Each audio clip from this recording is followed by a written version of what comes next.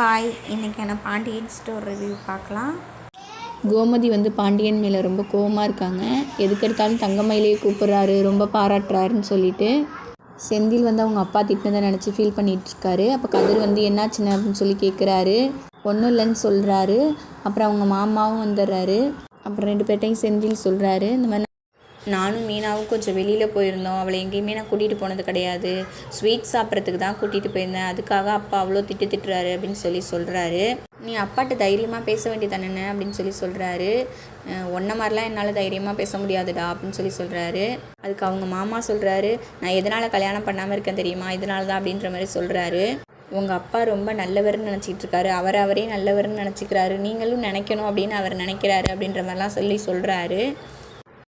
அப்புறம் மீனாவும் செந்திலும் பேசிகிட்டு இருக்காங்க. அப்போ மீனா சொல்கிறாங்க, சென்னைக்கு போகிற விஷயத்தை எப்போ அப்பாட்ட சொல்ல போகிறீங்க அப்படின்னு சொல்லி கேட்குறாங்க. சொல்கிறேன் மீனா, சொல்லலான்னு தான் பார்த்தேன், அதுக்குள்ளே சொல்ல முடியல, நாளைக்கு கண்டிப்பாக சொல்லிடுறேன் அப்படின்னு சொல்கிறாரு. அப்புறம் சரவணனும் தங்கமயிலும் பேசிக்கிட்டு இருக்காங்க. சாப்பாடு நல்லா இருந்துச்சு அப்படின்னு சரவணன் சொல்கிறாரு. எல்லாருமே சொன்னாங்க அப்படின்னு சொல்கிறாங்க. நான் சொல்லக்கூடாதான்னு கேட்கும்போது சொல்லுங்கள் அப்படின்னு சொல்கிறாங்க தங்கமயில். அப்புறம் நேற்று தூங்குனதுக்கு சாரி மாமா அப்படின்னு திரும்பவும் சொல்லிகிட்டு இருக்காங்க. சரி விடுப்பா, அதனால ஒன்றும் பிரச்சனை இல்லை அப்படின்னு சொல்கிறாரு. அப்புறம் கதிர் ஏதோ கணக்கு போட்டுக்கிட்டு இருக்காரு. என்னன்னு ராஜி எட்டி பார்த்துட்டு இருக்காங்க. என்னன்னு சொல்லிட்டு கேட்குறாங்க.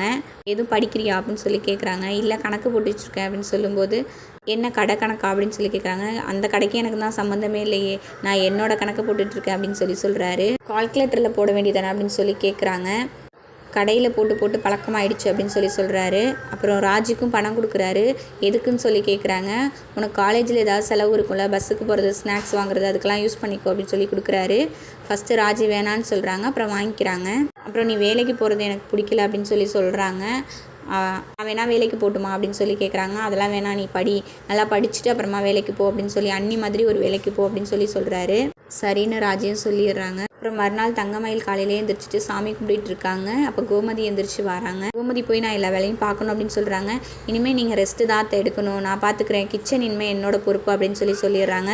இதை கேட்டோன்னா கோமதிக்கு ரொம்ப ஷாக் ஆகுது. இதோட இந்த ப்ரோமோ முடியுது. தேங்க்யூ ஃபார் வாட்சிங்.